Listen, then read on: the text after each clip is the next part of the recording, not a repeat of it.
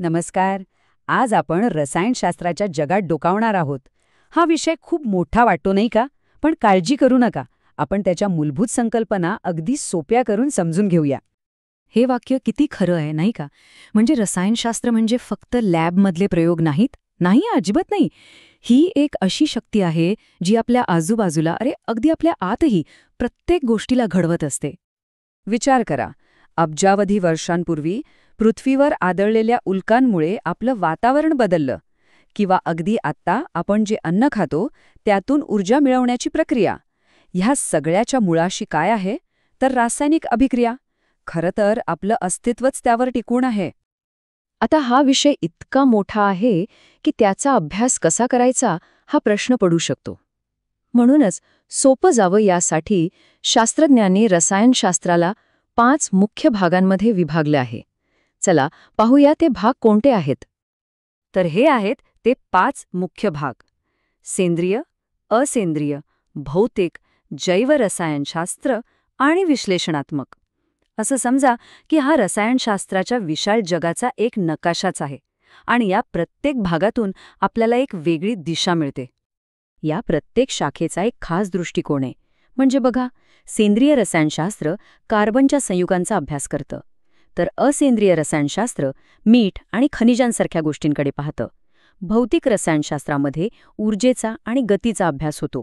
जैवरसायनशास्त्र नावाप्रमाणेच सजीवांच्या आतल्या केमिस्ट्रीबद्दल आहे आणि विश्लेषणात्मक रसायनशास्त्र आपल्याला सांगतं की एखाद्या पदार्थात नेमकं काय आणि किती आहे.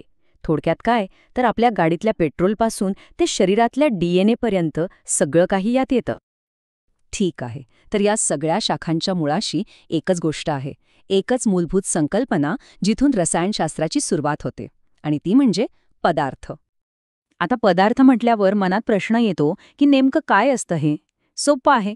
कोणतीही गोष्ट जिला वस्तुमान आहे आणि जी जागा व्यापते ती म्हणजे पदार्थ.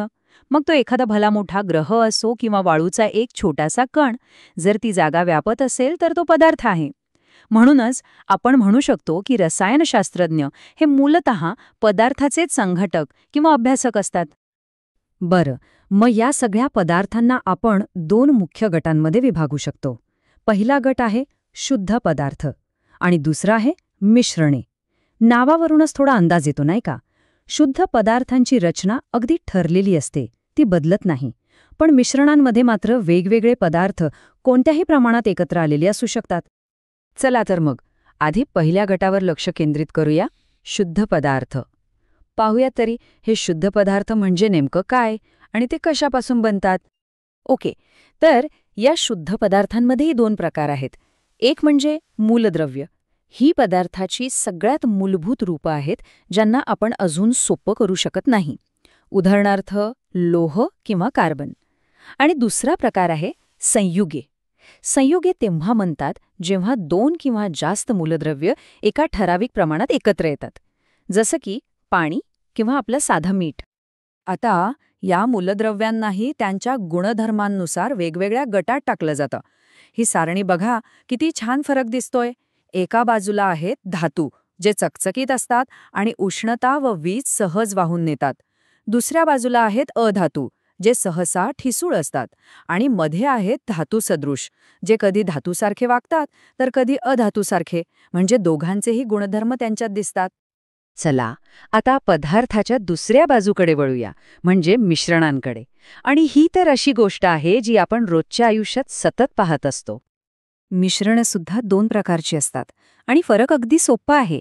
जर मिश्रणातले घटक एकमेकांत पूर्णपणे विरघळून गेले, इतके की ते वेगळे ओळखता येत नाहीत, तर त्याला म्हणतात समांगी मिश्रण, जसं की पाण्यात मीठ विरघळल्यावर होतं. पण जर घटक वेगवेगळे दिसत असतील, जसं की वाळू आणि पाणी एकत्र केल्यावर दिसतं, तर त्याला म्हणतात विषमांगी मिश्रण. सोपं आहे नाही का? ठीक आहे, आपण पदार्थ, शुद्ध पदार्थ, मिश्रणे हे सगळं पाहिलं. आता या सगळ्या संकल्पनांना आपण पदार्थाच्या त्या अवस्थांशी जोडूया ज्या आपण डोळ्यांनी पाहू शकतो आणि अनुभवू शकतो, म्हणजेच घन, द्रव आणि वायू अवस्था. पण एखादा पदार्थ घन असेल, द्रव असेल की वायू, हे ठरतं कशावरून? याचं उत्तर आहे त्याच्या कणांमधल्या आकर्षणावर, ज्याला आपण आंतराण्विक बल म्हणतो. हे असं समजा की पदार्थाचे कण एकमेकांना किती घट्ट मिठी मारून बसले आहेत. जेवढी मिठी घट्ट तेवढे ते कण जवळ येतात. आणि याच बलाच्या ताकदीतला फरक प्रत्येक अवस्थेला तिचे वेगळे गुणधर्म देतो. घनपदार्थांमध्ये हे बल खूप जास्त असतं, म्हणून त्यांचे कण एकदम घट्ट पॅक असतात. द्रवांमध्ये हे बल थोडं कमी होतं, त्यामुळे कण एकमेकांच्या जवळ तर राहतात, पण एकमेकांवरून घसरू शकतात. आणि वायूंमध्ये तिथे तर हे बल खूपच कमी असतं, म्हणून त्यांचे कण एकदम मोकळे, कुठेही कसेही फिरत असतात. तर हे होतं रसायनशास्त्राचे एक मूलभूत चित्र. पण जाता जाता एक विचार मनात येतो. जर सगळं सजीव जग हे पदार्थाचीच एक गुंतागुंतीची रचना असेल, तर मग एक सामान्य रासायनिक अभिक्रिया दगड आणि एका जिवंत पेशीमध्ये इतका मोठा फरक कसा काय निर्माण करू शकते? हा प्रश्न आपल्याला जैवरसायनशास्त्राच्या आणि त्या पुढच्याही जगात घेऊन जातो.